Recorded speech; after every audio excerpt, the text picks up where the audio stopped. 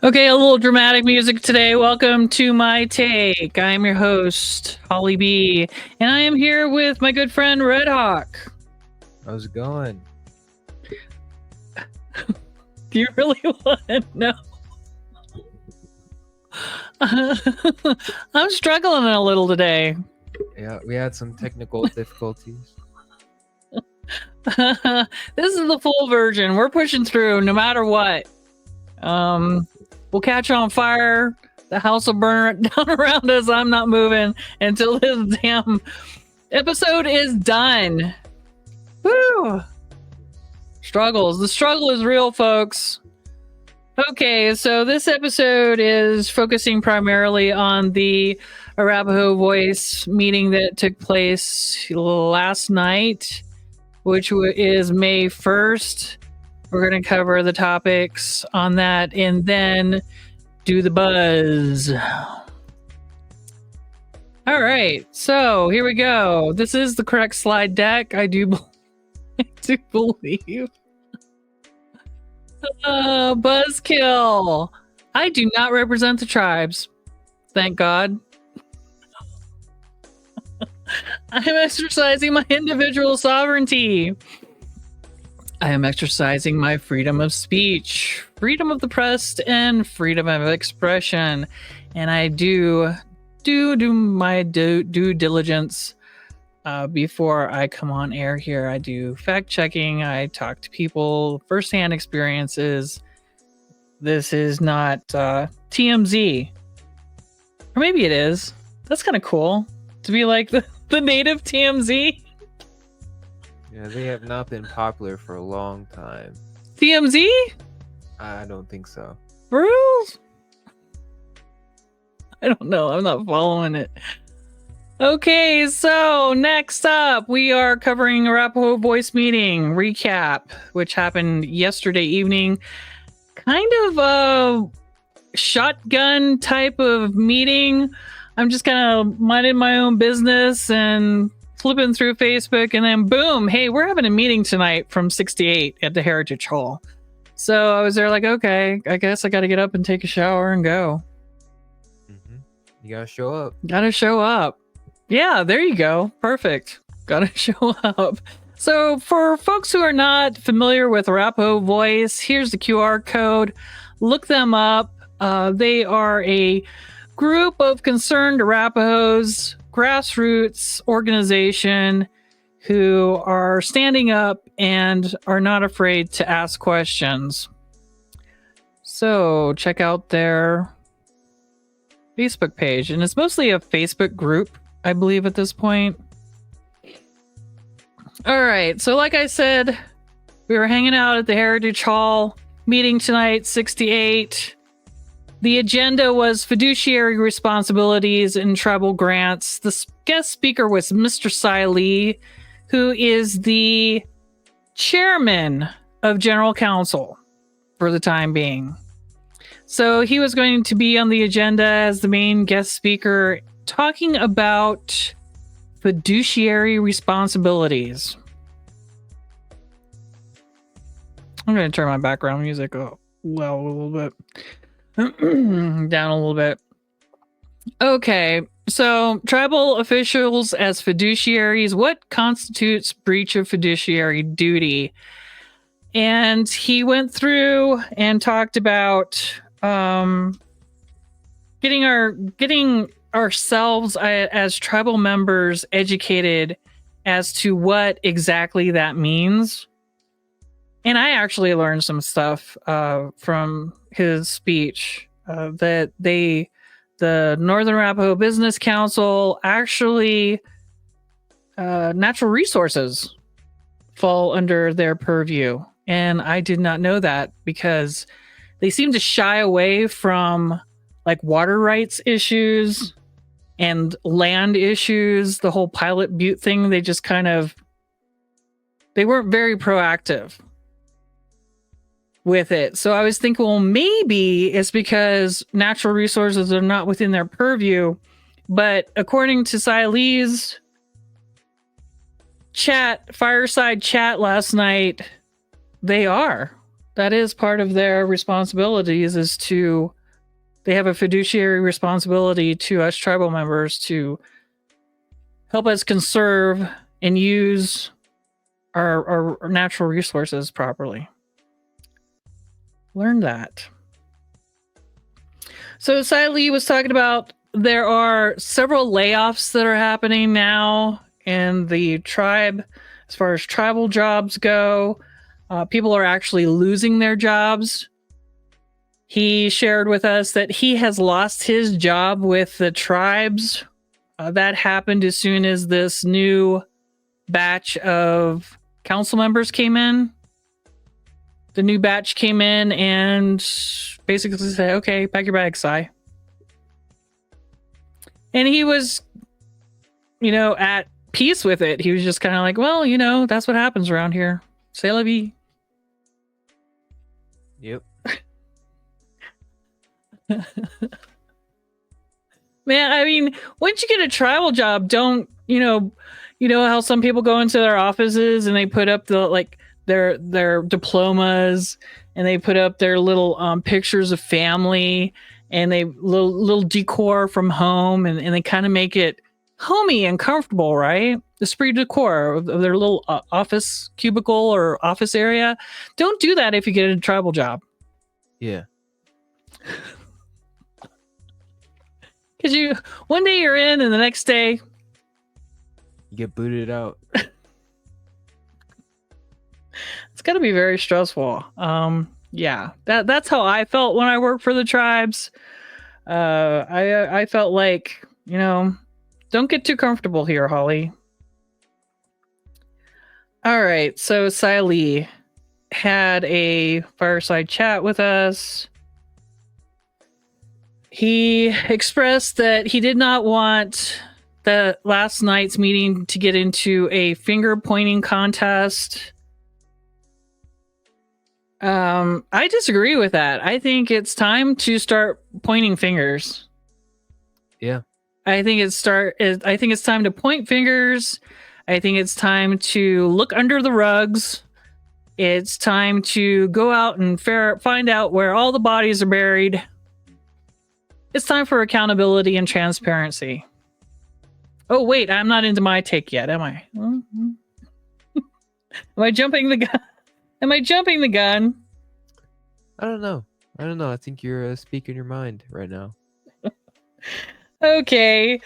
So, yeah, the basic thing that the main point that he wanted to get across was educate yourself about fiduciary responsibility.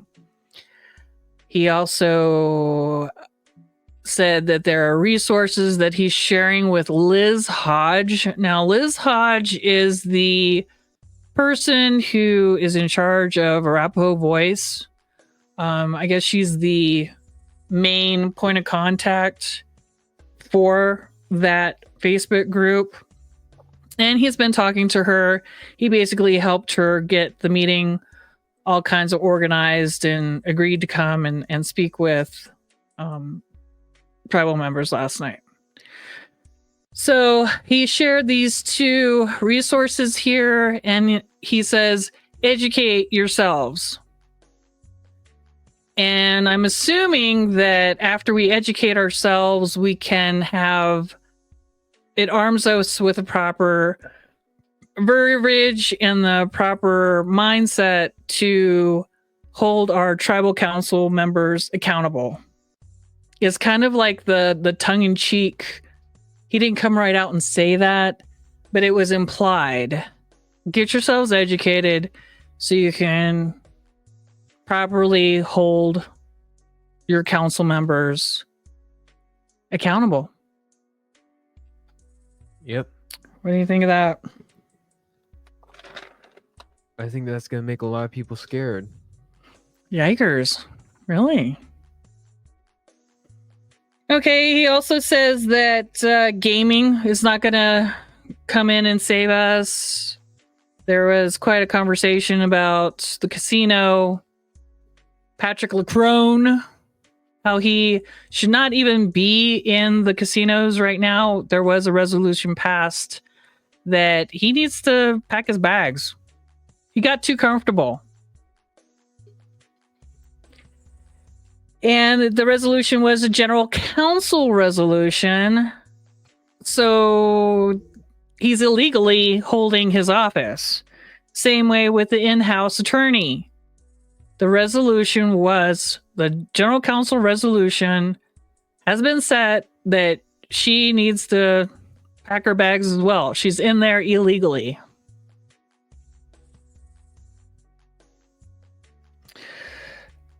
And so Siley went on to talk about how small enterprise needs to take hold. The grants are 1 to 2 to 3 year grants are not the way to move forward. They're basically ineffective. One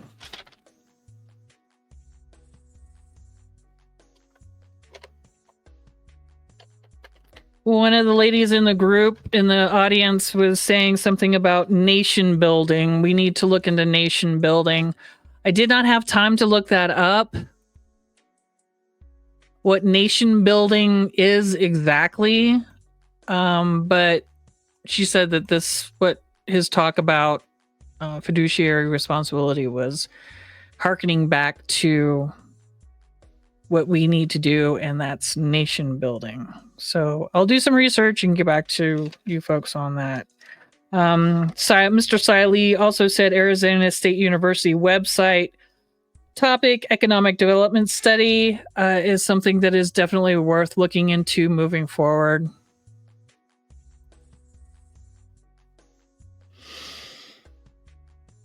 Cannabis was brought up by a gentleman in the audience. It was 4 years ago. General Counsel got together, passed a resolution to decriminalize cannabis on the reservation.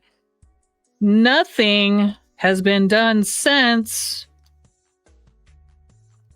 The excuse is that they cannot update the Shoshone Law and Order Code, which I believe. It's my understanding that both tribes have to come together at some point and agree on the changes made to the SALOC. And I think they have a hard enough time coming together for intertribal council meetings. At least that was my experience when I worked there. So the fact that they've been sitting on it for 4 years is not surprising. It's not right. It's not an acceptable excuse. So we need to start getting proactive. What's going on with Arapaho Ranch? That was brought up from the group that was there. The Arapaho Ranch, I checked out their website not too long ago. And it's basically like an event type of venue. Like you can rent out the house if you're having a baby shower or something. Yeah. And they're not really using the lands for any kind of agriculture or livestock or anything like that. But you can go there and hold your wedding. That sounds nice. You can have your wedding at Arapaho Ranch.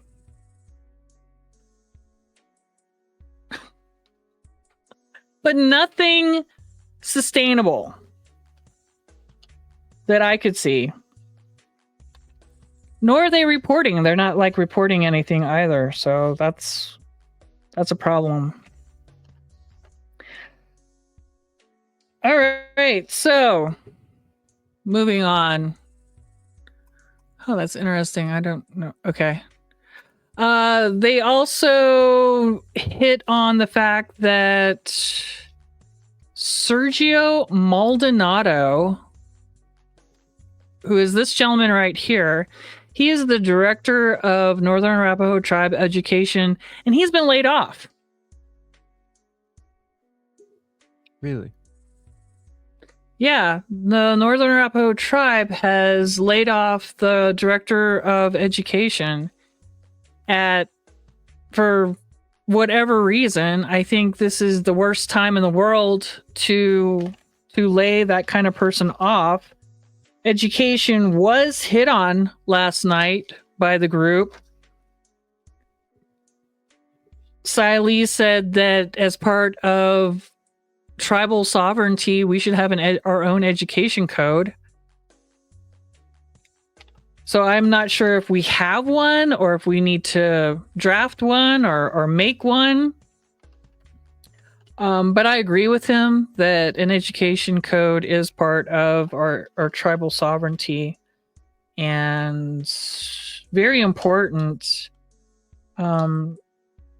He also gave a very interesting fact that 90% of our students who go to CWC have to go through a year of remedial classes before they can get into the meat of their degree curriculum. That's interesting. 90% of our students. That's unacceptable. And then this isn't something new. This isn't a new thing because one of a gentleman in the audience shared his story. His wife back in the day, and he was an older gentleman, so we're talking at least, I don't know, 30, 40 years ago. His wife, a tribal member, was valedictorian of her class, went off to college on a scholarship, volleyball scholarship, basketball scholarship, one of those, a sports scholarship to college. And she would cry herself to sleep every night because she was so far behind everybody else academically.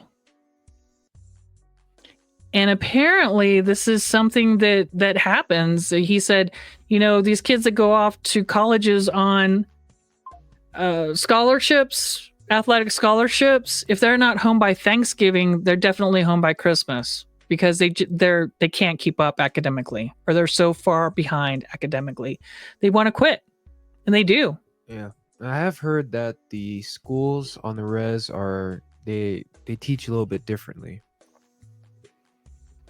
Well, they must not be teaching at all. Yeah. How are they teaching differently? Dude, can you elaborate on that? What have you heard? I've heard that they kind of let kids fly under the radar. Like, if they're not paying attention in class, they don't really reprimand them. And it seems like a lot of their work is optional, doesn't really matter. So if you just sit in class all day and space out, you're still going to graduate. But that means that you didn't get a proper education and your teachers failed you. That's just what I've heard. Oh my word. And you're a young guy. You've been around. You've been to college type programs. You've been exposed to NOLs. Yes. Folks, young people. I believe it. There you go. From the horse's mouth. So this is a systemic, ongoing epidemic. And we need to start doing, our kids deserve better. They really do. When they go off to college, we owe it to them that they're confident in their abilities, and so they can be successful and not be beat down. Holy cow. Yeah. Well, I was upset about that. And like I said, the gentleman who shared his story of his wife was not I don't want to offend anybody, but he was not a spring chicken. He was an older guy. So, and it's decades. This is a decades old ongoing problem. Okay, so director of Northern Arapaho Tribe Education laid off. There was a letter leaked. I want to look at it. If I can find it here real quick. But Martin Armejo. Watch, I'm gonna close everything and not be able to find it. That's how my day has been going. Let's see if I can sneak it in here real quick. There was an email and it was leaked. But if I can find it real quick, I will share it. Okay, here it is. Okay. So this letter from Armejo, and he is now the chief operating officer. It's dated March 18th. Let's see. I don't, if I can, maybe I can upload it. I don't know. Share it, share screen, something. Anyways, a memorandum was leaked and I have a copy of it. I'm looking at it right here in black and white. If anybody wants a copy of it, feel free to email me. My Facebook email is my email is on my Facebook page, and I'll be more than happy to share it with folks. It was leaked March 18th, and it's a letter from the COO, Chief Operating Officer, Martin Armejo.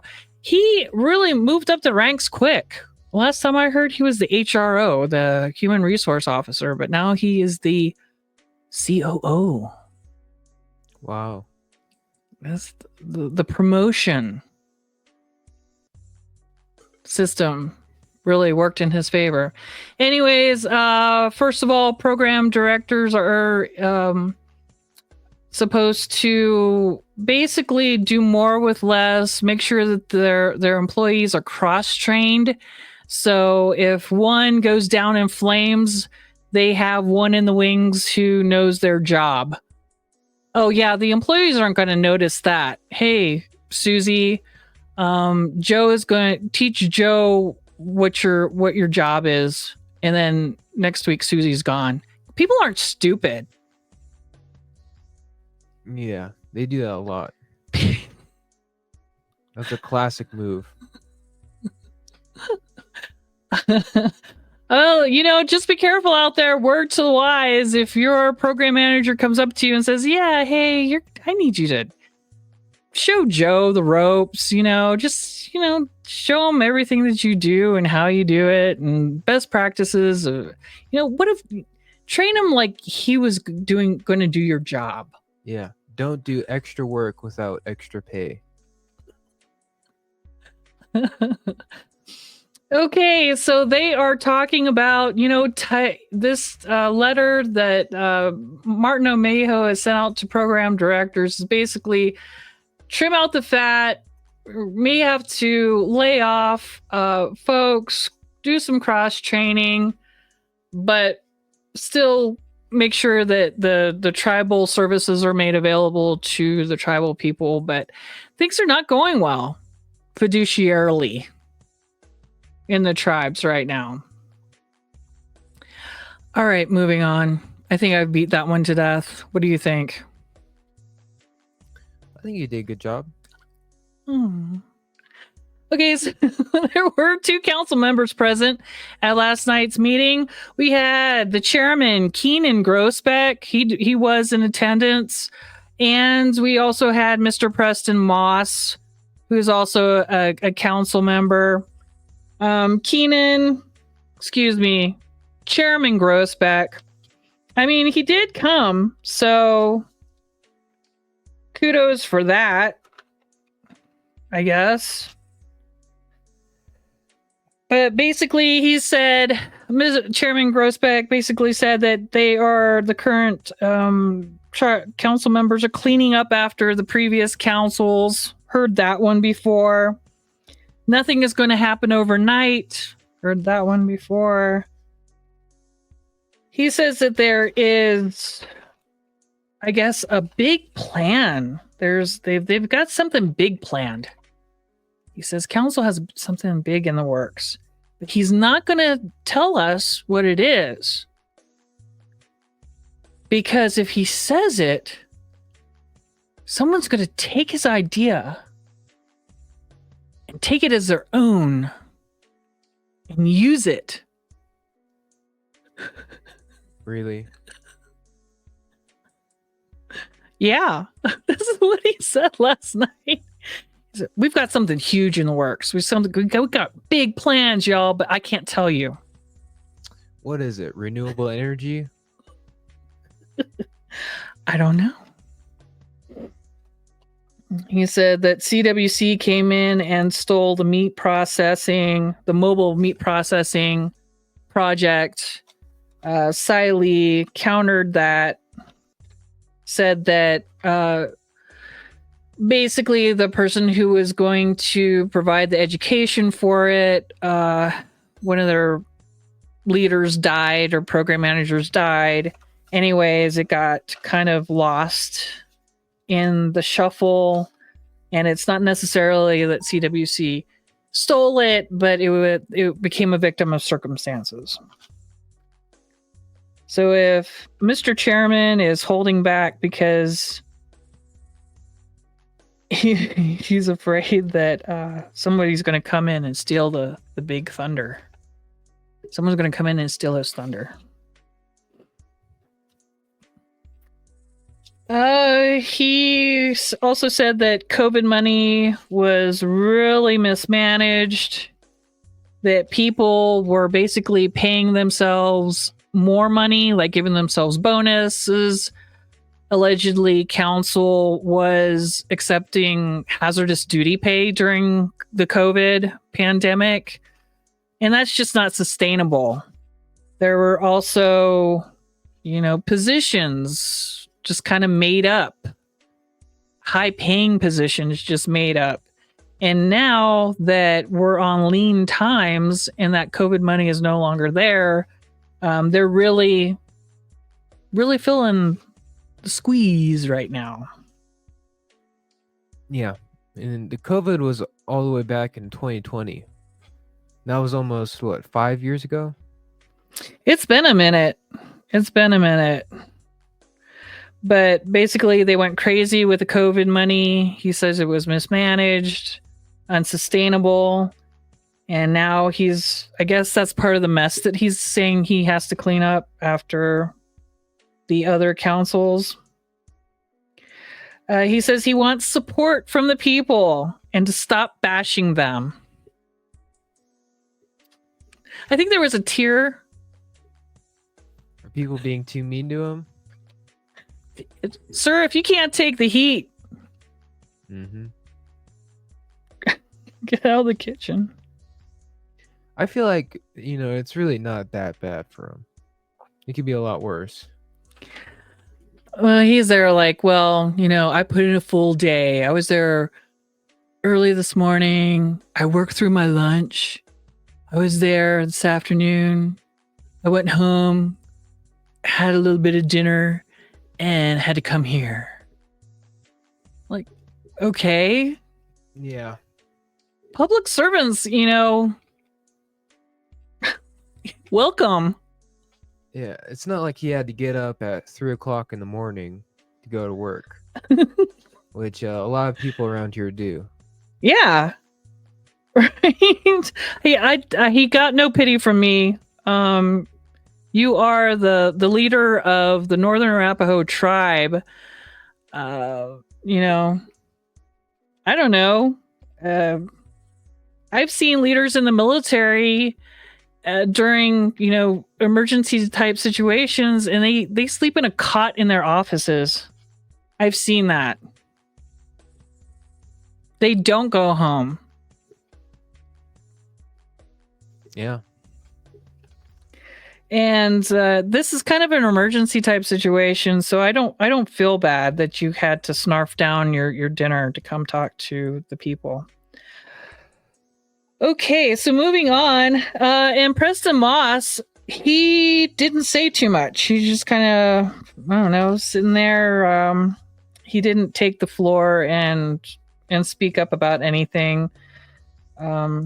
He was just kind of milquetoast, dude. But he was present, so thank you for coming to the meeting.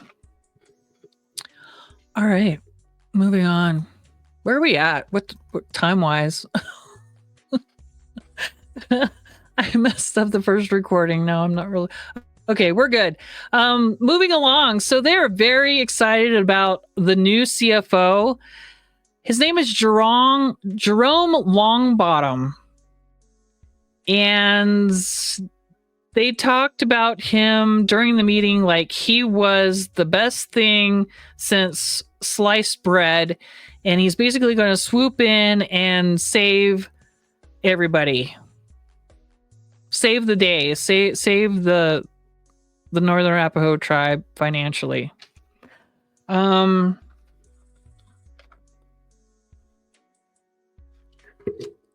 I got a phone call today from a concerned person, and they said that Longbottom does not have a good track record, that he was allegedly fired from the Eastern Shoshone tribe. They didn't want him. And they do this. These bad egg CFOs come in, one tribe will fire them, and the next thing you know, then the other tribe will pick them up. Yeah. That's what happened in Intertribal. We had a CFO. She came in, messed things up, was a big goofball, crazy. Got fired, and the next thing you know, Northern Arapaho tribe had her in her office over there. I mean, like next day. Well, it's all about who you know. Okay, so right now, just so everybody knows, the Northern Arapaho Business Council is putting a lot of trust into this guy. A lot of trust.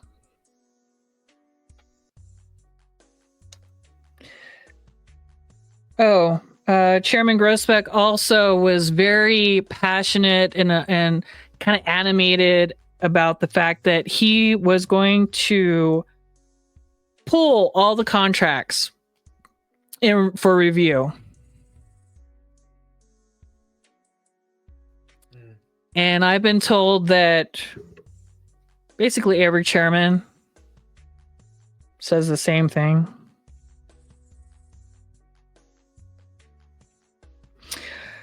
So the question that Arapaho Voice had was, apparently there's $35 million in grants that were turned away.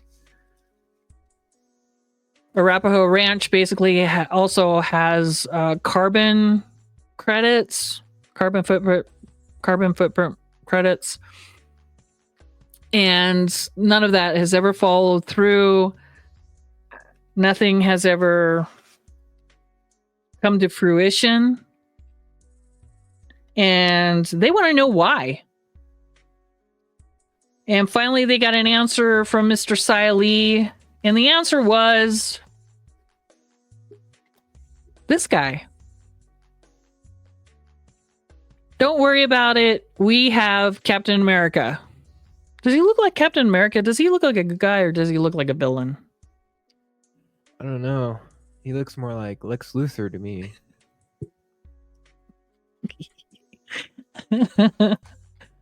All right, folks. Our future hinges on this guy. Woo. All right. So my take on this whole situation is educational sovereignty is important. We do need an education code if we do not already have one. If we already do have one, it needs to be looked at and revised big time. 90% of our students going off to college have to take a whole year of remedials before they can get into the meat of what they're there to actually learn. We need to hold our educators accountable. What exactly that looks like, we need to have more discussions on that moving forward for sure, because we owe it to our kids. My take continued. Economic Development Commission, whoever these people are, Courtney Smith, April Goggles, Sam Dresser, Cheryl Whitebrow, Alan White, this Economic Development Commission needs to be fired immediately. They are not doing their jobs. If they were doing their jobs, we would be having more conversations about economic development. Why is it coming to general counsel and now is becoming a burden for general counsel that we are being told to go out and educate ourselves? Why do we have a business council? Why do we have an economic development commission? If basically we're being told, go out there, educate yourselves, and you make your own shit happen on your own. Wow. We need to have more discussions on this, folks. Come to an Arapaho voice meeting. That was my take. Now it's time for the buzz.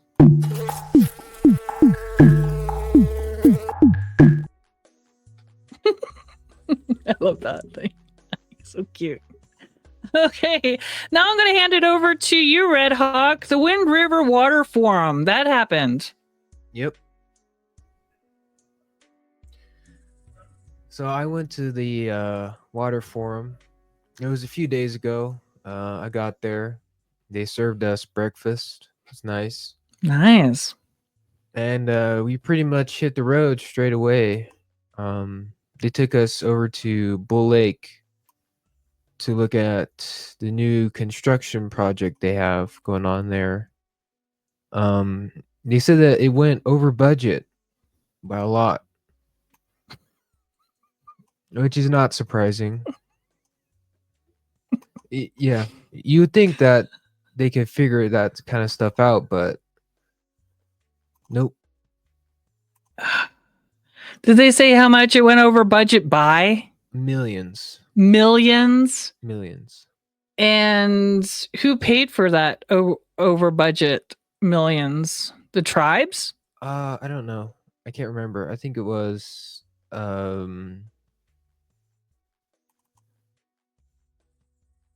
whatever that tribal development company is. Can't remember. But that's what they said. They said that it went over budget. And it doesn't really look that much different. They just changed a few drains and stuff. Which is part of the reason why Bull Lake looks so low, I think, is because they had to do construction on it.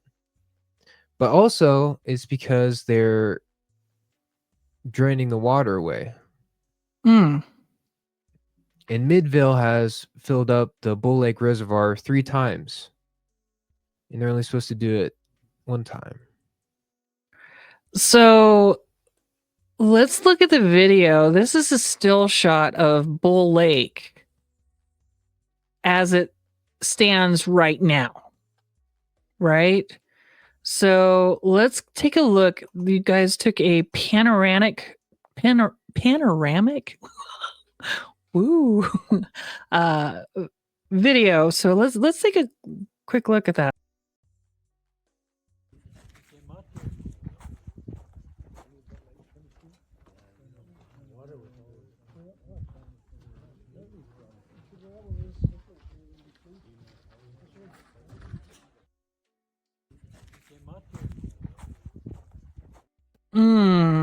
Okay, it's looking really low. Yeah. If you look at that picture, you can see there's a little island there. And that should really be a tiny little island. You can see how huge it is. Wow. And you can see all the rings on the beach. There's like 10 rings, which I've never seen that before. Wow. So this used to be a place where tribal members could go fishing. Yep. It was a rec place for families. And now basically it's drying up before our very eyes. Exactly. In that picture, you don't see anybody fishing.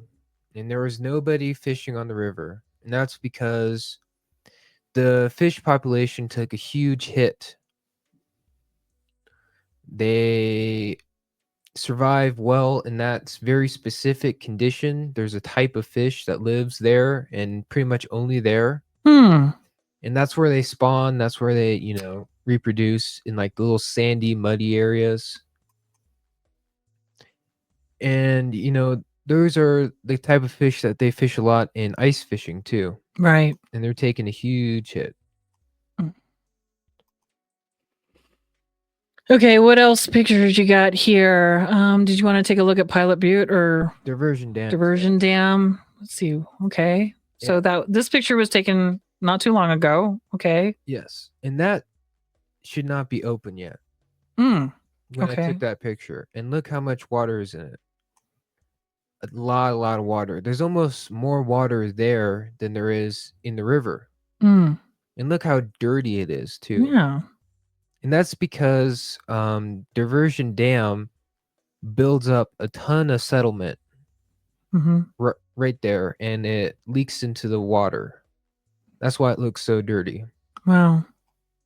It didn't used to always be like that, Okay, so it looks like it's open right now, and it should not be. Is that what you're saying? Is that what they told you? It's kind of weird because if you look at the photo, you can see that the gates are closed. But look how much water is going through them. And it might just because they're super old. Okay, so in this one? Yeah, you can see how the gates are closed. But look how much water is coming out. Yeah. And you saw how low Bull Lake was. Over there by Pilot Butte, the reservoir they have there, that's full. It does not look low at all. So they make sure that they have their water. But the natives, they don't really care about them. Wow. Okay, so they're making sure that all of the Midvale people are in the Midvale area, the Midvale egg producers are all taken care of, and all the little ranches there in Pavilion. Yeah. Are looking nice and green. Yeah. And if you look at the river by Riverton, it's looking very low. Extremely low. Yes. Okay, so what's the bottom line? What was the bottom line of the conference? Because you had the University of Wyoming there, you had your tribal water engineer.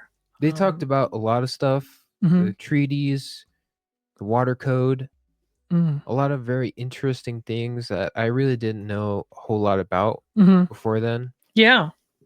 And basically the bottom line is that when all this was set up, this reservation was intended to be for farms and agriculture. Right. And that was what everything was based off of. And it's not like that for every tribe. So some tribes, when they did theirs, they really were all about the spiritual and the significance of the water. That's why they got the rights to their water above ground and below ground. Okay. We do not have the rights to the underground water here. Oh my God, really? Huh. Yeah, and it's because they thought we were farmers. Oh. They say you only get enough water for your farms, and that's not true. We need water to take care of our native plants, like the choke cherries. Tons of native plants that need to be watered. Yes. And all they care about is agriculture. Well, a possible solution to this whole water right situation is, and I've heard this before, you have to use it. You can't just cry about your water rights. You give us justification. Start growing hemp. Yep. Okay, we have a hemp program out here on the reservation. We have to keep the water for us, and because we're starting industrial hemp industry. But that's my take. That's my take on the situation. Good deal. Good job, Red Hawk. All right, so General Council finally scheduled 10 a.m. Friday, May 23rd, 2025 at Great Plains Hall. We're probably going to do another My Take before then and do a little pre gaming, have some special guests on, and go over the agenda items. So stay tuned for that. There has been a gentleman who put on Facebook that he is willing to help anyone get their agenda items kind of polished up and ready for general counsel. Reach out to this individual. I have talked to this individual before, and they are very knowledgeable of the ins and outs of how to get a resolution on the agenda, how you present it before general counsel, and then the execution of said resolution. We have a select committee on tribal relations coming up May 22nd through the 23rd at Frank B. Wise Business Center. A good thing to be brought up would be those water rights that we're talking about. The Pilot Butte situation, I do not believe is going to go away. These folks have our water in their scopes, and they will not quit until they get what they want. So now, during this time, in this forum, this would be the time to bring up those water rights, policy, questions, issues, etc. Quickly, mmir307.org is a new MMIP group. It is headed by Nicole Wagon, who is well known in our community as the light of the MMIP movement. She has branched out to also include other Indigenous folks, not just women.